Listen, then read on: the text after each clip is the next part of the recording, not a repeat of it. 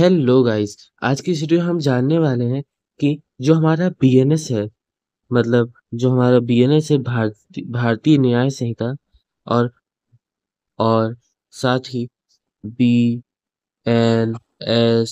मतलब भारतीय नागरिक सुरक्षा संहिता और भारतीय न्याय संहिता, क्या ये रेट्रोस्पेक्टिव है या प्रोस्पेक्टिव है, ये जानने वाले हैं। और इंटरप्रिटेशन ऑफ स्टैट्यूट को भी आज जानेंगे। तो चलिए स्टार्ट करते हैं। चलिए गाइस, हम लोग इंटरप्रिटेशन ऑफ स्टैट्यूट को समझते हैं। Legislature make law any type of operation of statute. तो यहाँ पे बताया जा रहा है कि जो लेजिस्लेचर है वो एनी टाइप ऑफ ऑपरेशन के लिए स्टैट्यूट बना सकता है, मतलब एक्ट बना सकता है। अब यहाँ पे हम लोग समझेंगे कि स्टैट्यूट का मतलब क्या होता है, इससे आपको और क्लियर हो जाएगा। तो यहाँ पे स्टैट्यूट का मतलब है दैट लॉ या एक्ट पास्ड बाय या पार्लियामेंट, मतलब जो भी पार्लियामेंट के द्वारा एक्ट या लॉ पास किया जाता है तो उसी को स्टैट्यूट कहा जाता है। इफ एनी ऑर्गेनाइजेशन या बॉडी कम इन एग्जिस्टेंस, अगर इसकी वजह से कोई भी ऑर्गेनाइजेशन आती है एग्जिस्टेंस में तो उसे स्टैच्यूटरी बॉडी कहा जाता है। और जो भी उसको पावर दी जाती है उसमें, तो उसे स्टैच्यूटरी पावर या स्टैच्यूटरी बॉडी कहा जाता है। तो इससे हमें स्टैच्यूट का कॉन्सेप्ट क्लियर हो जाता है। तो अब हम नीचे आते हैं। इसमें हम दो टाइप दिए गए हैं इसके, प्रोस्पेक्टिव एंड रेट्रोस्पेक्टिव। हमें ये भी जानना है कि बीएनएस और भारतीय न्याय संहिता और भारतीय नागरिक सुरक्षा संहिता रेट्रोस्पेक्टिव है, प्रोस्पेक्टिव है। तो इसके लिए पहले हम जानते हैं प्रोस्पेक्टिव क्या होता है। प्रोस्पेक्टिव में ignoring the past application of law only present.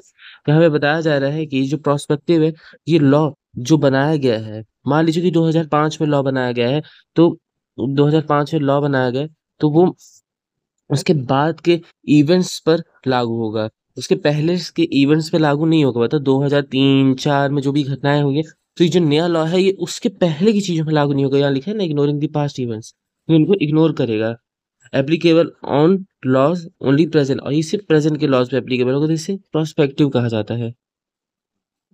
और बजाय इसके कि रेट्रोस्पेक्टिव क्या होता है, रेट्रोस्पेक्टिव यानी रिकॉर्डिंग द पास्ट इवेंट्स, मतलब जो पास्ट इवेंट्स पे भी लागू होता है और आगे के फ्यूचर इवेंट्स पे भी लागू होता है। Applicable on past law also, तो ये फ्यूचर के मतलब 2005 के बाद के भी इवेंट्स पे लागू होगा, मतलब फ्यूचर के इवेंट्स पर, और इसके पहले के इवेंट्स पर ऑल्सो लागू होगा, मतलब जो भी इसके पहले के थे उन पे भी लागू होगा ये।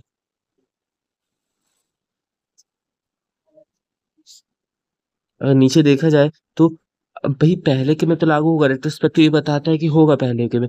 पर जो पहले क्राइम किए गए जो उस समय सही थे, उस समय सही थे, पर बाद में तो क्राइम कर डिक्लेयर कर दिए गए, तो फिर उनका क्या होगा। तो यहाँ पे हम लोग देखते हैं, यहाँ पे फिर आर्टिकल 20 क्लॉज 1, आर्टिकल 20 क्या बताता है, right to life and liberty के बारे में बताता है। तो यहाँ पे आर्टिकल 20 में बताया जा रहा है एक कॉन्सेप्ट के बारे में बताया जा रहा है, मतलब ex post facto laws. Ex post facto laws ये बताता है कि no new criminal laws for past actions. इसे हम लोग समझते हैं। एक second. If you did something that was legal at the time, मतलब आप जिस समय वो कार्य कर रहे हो आपको पता है कि वो लीगल है उस समय, and later a new law make it, और बाद में कोई न्यू लॉ बन जाता है और इनलीगल, उसे इनलीगल डिक्लेयर कर दिया जाता है, you can not be punished for doing it when it was still legal. तो आपको पनिश नहीं किया जा सकता जिस समय वो इनलीगल था, यानी इनलीगल डिक्लेयर कर दिया गया है। मान लीजिए कोई कानून है जो पहले के समय में 2005 के पहले सही था, पर बाद में उसे इनलीगल डिक्लेयर कर दिया गया। पहले लीगल था 2005 के पहले, पर बाद में उसे इनलीगल डिक्लेयर कर दिया गया। तो तो आपको उसके लिए पनिश नहीं किया जा सकता। और उसी तरह इसमें एक और कहा गया है, if you know increasing the punishment for last past crimes, मतलब if you commit a crime and later change to increase the punishment for that crime, you can not be punished the harsher punishment, you can only be punished according to the law that was placed when you commit the crime. तो इसका मतलब है कि जब आपने वो crime किया तो उस समय जितनी पनिशमेंट थी उसकी, अगर न्यू लॉ में उसकी पनिशमेंट बढ़ा दी गई है, हार्शर पनिशमेंट कर दी गई है, मतलब थोड़ी कठोर कर दी गई है ना। तो आपको उस तरह की पनिशमेंट आपको नहीं दी जाएगी, मतलब बाद में पनिशमेंट को इंक्रीज नहीं किया जाएगा, जितनी पहले थी उतनी ही रहेगी। जैसे ये लिखा है ना, harsher punishment, you can only be punished according to the law that was in place when you commit the crime. जिस समय आपने वो क्राइम किया था उस समय जो पनिशमेंट थी आपको वही पनिशमेंट देगी। बाद में ये नहीं हो सकता कि बाद में न्यू लॉ आ गया और आपको उसके हिसाब से पनिशमेंट दी जा रही है। इसी तरह हम नीचे आते हैं। अब आता है कि भारतीय न्याय संहिता, क्या ये जो भारतीय न्याय संहिता है ये रेट्रोस्पेक्टिव है या प्रोस्पेक्टिव है? तब हम ये जानते हैं। मैंने कुछ क्वेश्चन मेंशन किया हूँ, इससे आपको समझ में आसानी जाएगी। चलो देखते हैं।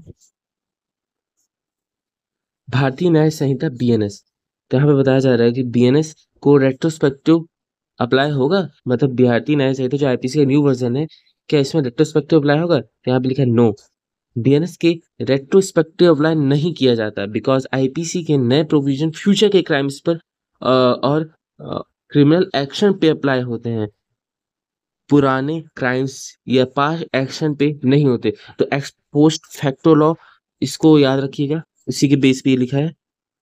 अब आते हैं भारतीय नागरिक सुरक्षा संहिता, मतलब बीएनएसएस। इसमें बताया गया है कि क्या रेट्रोस्पेक्टिव अप्लाई होगा बीएनएसएस पे? तो यहाँ बताया गया है नो, बीएनएस को रेट्रोस्पेक्टिव अप्लाई नहीं किया जा सकता बिकॉज सीआरपीसी के न्यू रूल्स या provision procedure future crimes criminals cases के लिए होते हैं, पुराने केसेस या पास्ट एक्शन के लिए नहीं होते हैं।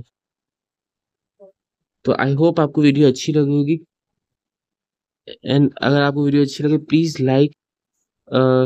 लाइक शेयर करिएगा। Thanks for watching guys.